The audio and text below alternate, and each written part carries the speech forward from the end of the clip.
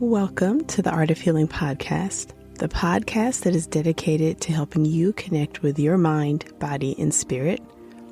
This is Charlize, physician and Reiki master, and thank you so much for joining me. I would like to remind you that although I'm a physician, the information you receive in this podcast is for educational and entertainment purposes only. You can find my full disclaimer at my website, www.healingartshealthandwellness.com. If you like what you hear on this podcast, sign up for my weekly newsletter. Check your show notes for more information and for the link to sign up. Thank you.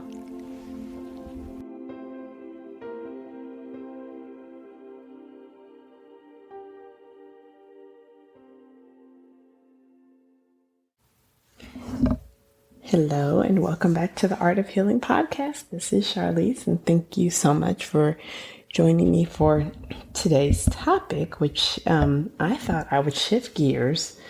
I spend all of my daytime hours on humans, and then I also blog and podcast for humans, and overlook one of the most important folks that we all deal with, which are pets. So I thought it would be fun and kind of nice to discuss Reiki in pets, Reiki in animals.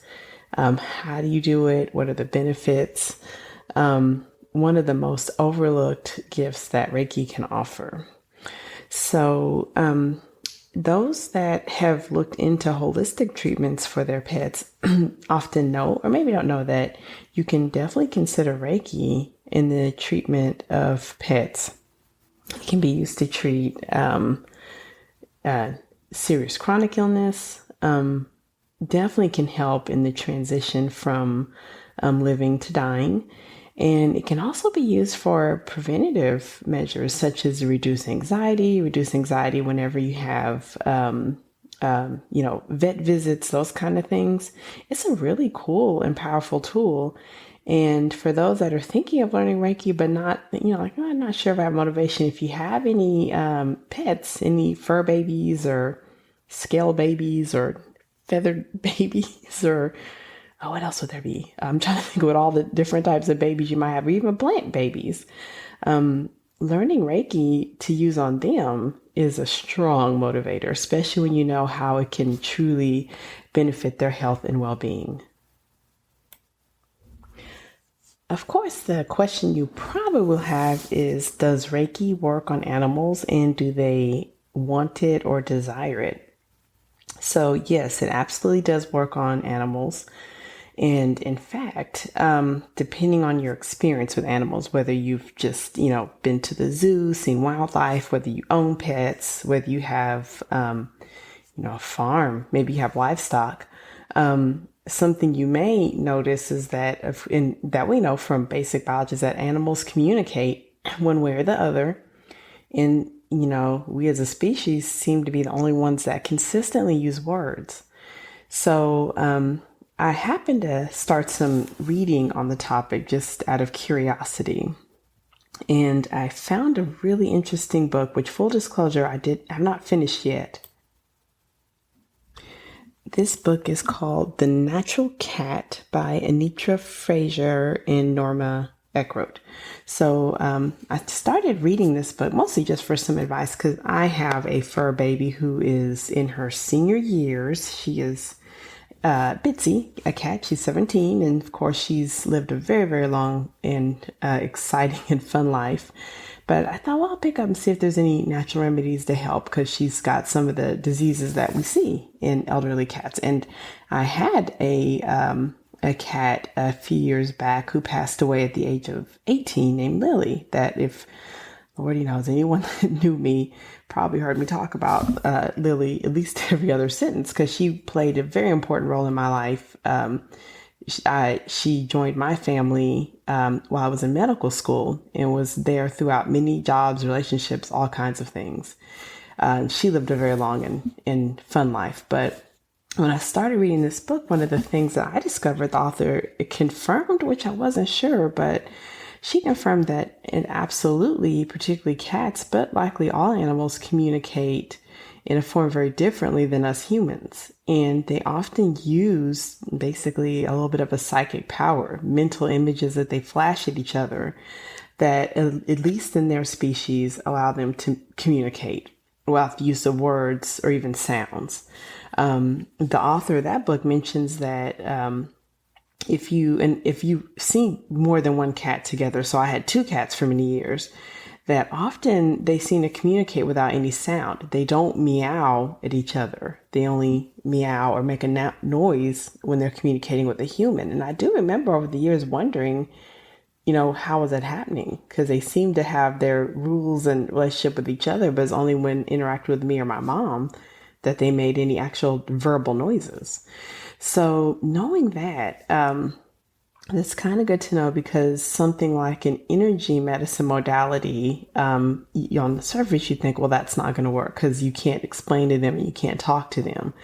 I will tell you from my own experience, initially doing Reiki just on my own pets and then having done Reiki on other pets, they absolutely feel it. They absolutely know it. You don't need any explanation. My pets have been with me during the time of me being curious about Reiki, then learning about it, then, letting me treat them. And it's really interesting to witness what happens if they in Bitsy in particular, the cat I still have, she seems to know when I'm about to do Reiki on myself or someone else, and she tends to come closer. My cat Lily, who died from cancer, we ended up using Reiki quite a bit this last probably 2 or 3 months of her life. And it was very interesting because she wasn't much of a Reiki fan. But as I've had a chance to do some reading and then later becoming certified on animal Reiki, I'm learning that's because they're extremely energy sensitive. And so probably she felt like the energy was too much until she wanted it. And then when she did let me do Reiki on her, rather than, when I've treating humans can take up to an hour or more. And distance sessions may take up to 30 or 45 minutes. When I would treat her, particularly helping her with the pain of her cancer, we would have sessions of 5 minutes, maybe 3 minutes. And actually, she would tolerate the longest treatments if it was hands off, which would mean letting her approach me and then performing the Reiki session hands off. So just some kind of history of my experience with it. But so how can you approach Reiki? Would you, would you find a practitioner? Would you want to do it yourself? What's the best way to do it? So there are a couple of options. Definitely, if you have a practitioner or know of a practitioner who you're comfortable with, and you can work out a way how you want the sessions done, because again, they don't need to be in person. And because pets are so sensitive, you may want to consider distance. So if you want to have a session to see how they respond, I'm fairly sure most Reiki practitioners are pretty open to working with animals because that's part of the basic training anyway. And then, of course, there are some special certifications to work with animals. I've completed a certification for Usui Reiki with animals, but it's not really required. Really, just being a Reiki 2 practitioner is enough. So you can reach out to a practitioner, discuss with them in person, distance. You can try a session, see what the response is. If you're trying to help with a condition, ease some pain, ease anxiety, it could help. And of course, like I always remind the listeners, it's not the same in humans. It doesn't replace medical assessments or treatments. So definitely in pets, it doesn't replace veterinary advice. We would treat it the same way. So if you have a real concern, you'd want to have your veterinarian do an assessment and treatment, and you can use the Reiki just to help. Another option is if you're considering, trying Reiki, and should you try it on your animals. And this one, I think is completely feasible. I believe if you're not a Reiki practitioner, you should do it yourself. This is very powerful for the amount of financial investment you may be paying for a practitioner to do it, you could do the lessons yourself. The amount of time it would take to become a Reiki 2 practitioner so that you have an understanding of the theory and the concepts and some of the mind training, it would take longer. But if you're motivated and you've got pets and you're wanting to help them, you could probably have it done within, a few weeks even. And then, of course, because your pets know and trust you, it would be a very nice healing modality to offer in your home. And then you'd have something available any time of day, whenever you feel like you need to use it. So, 2 options. You can find a practitioner or treat yourself. And especially if you're doing it yourself, really powerful to have along with your medical treatments with your veterinarian, if you're seeing an acupuncturist with your pets, if you're working with a nutritionist with your pets, or, if you've got those other things going. So doing it yourself is completely feasible.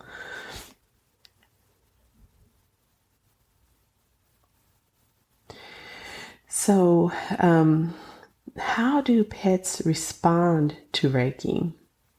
And I've seen probably a variety of responses in my own experience. I found that, and of course it depends on the pet's demeanor, their personality.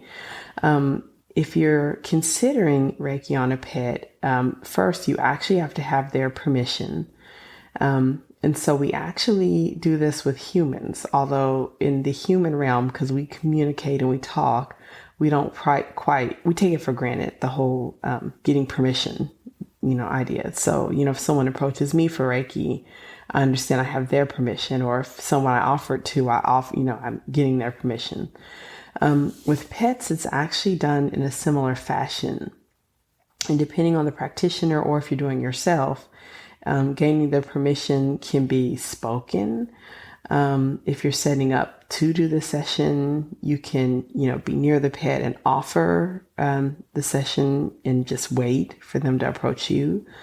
If it's being done by distance, that would involve sort of a, telepathic communication with the pet, which you can definitely do. They're actually easier to communicate with than humans. And they have ways of letting you know if they want the energy or if they don't. I do think it's important to understand that there are many reasons they may not want Reiki, and it's completely okay. There are, I learned it in some of my animal Reiki training, but the perceptions and the auras of animals are very different from humans. So they tend to exist almost completely in the emotional realm.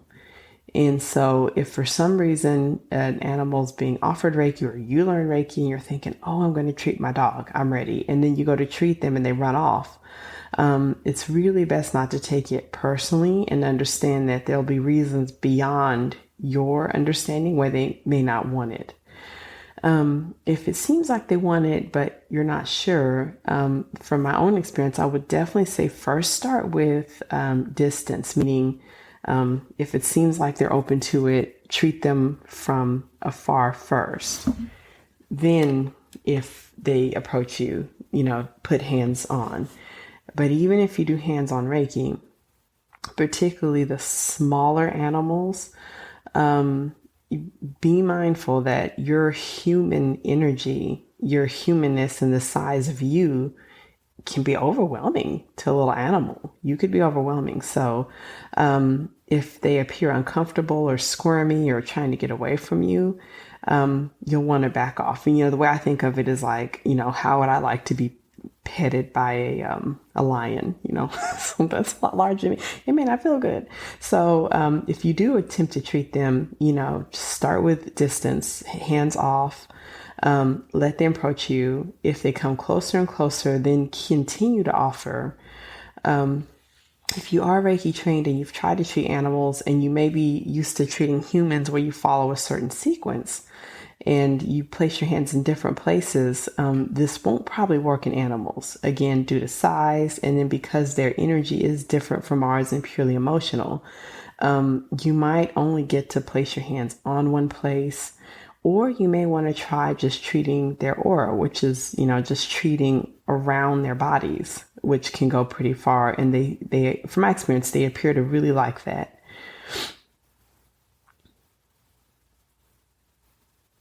So a nice place to have Reiki, or if you know someone who can send Reiki, is in terms of rescue animals, injured animals, wildlife. Again, because I'm a physician, I work with humans.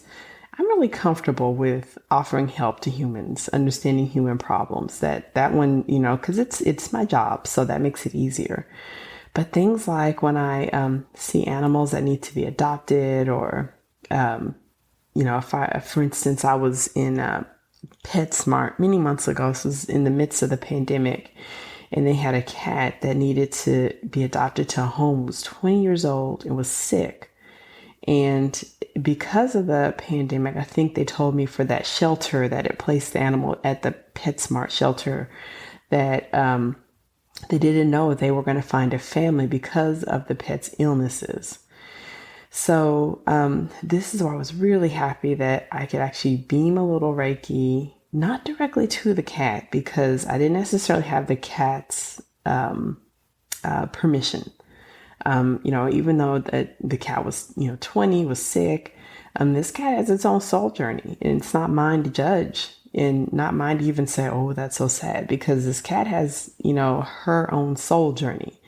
So what I could do, rather than, feeling sad and think, oh, that's so sad, no one's going to adopt her, I can't adopt her, I've got a cat with illnesses, I could beam Reiki to her situation, which, it's sort of, I created a meditation some months ago, which was just channeling negative emotions. This was similar, which is, instead of, feeling sorry for the cat, I beamed some good energy at her situation, so that hopefully that clears the way for her situation to resolve itself with the most peace possible. I don't know whatever happened with her, but I'd like to think that helped.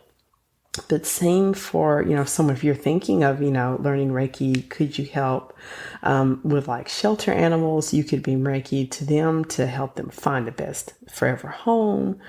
You could definitely beam Reiki to wildlife. So wildlife in other parts of the world, for their situations, for safety, for protection from humans, you can do that.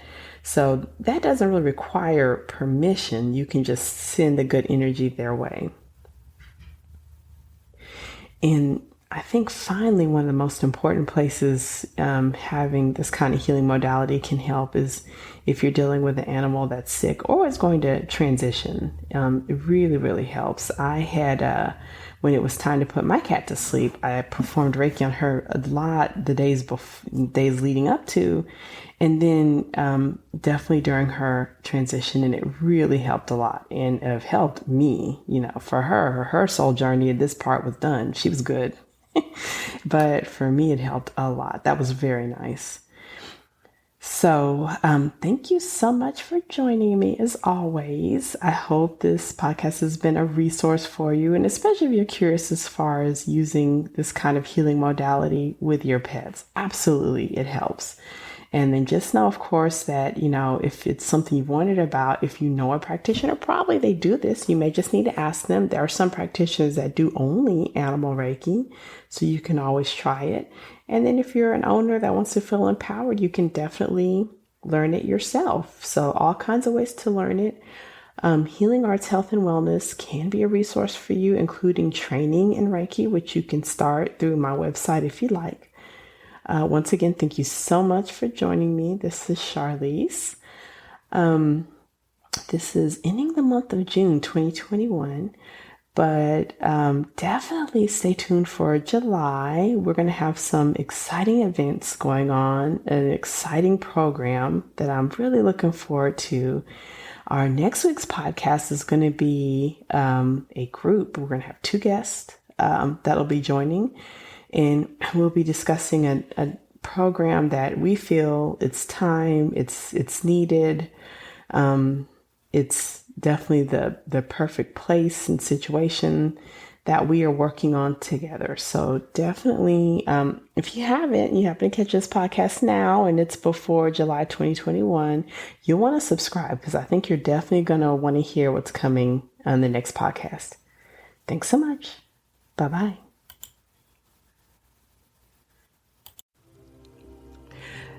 Thank you so much for joining me for this episode of the Art of Healing podcast. Once again, this is Charlize.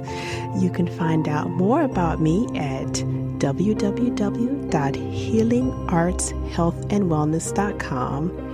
Did you know I have a blog as well as online courses? Check your show notes to sign up for more information about healing arts, health, and wellness. Thank you. Please feel free to share this episode with your friends, family, and loved ones.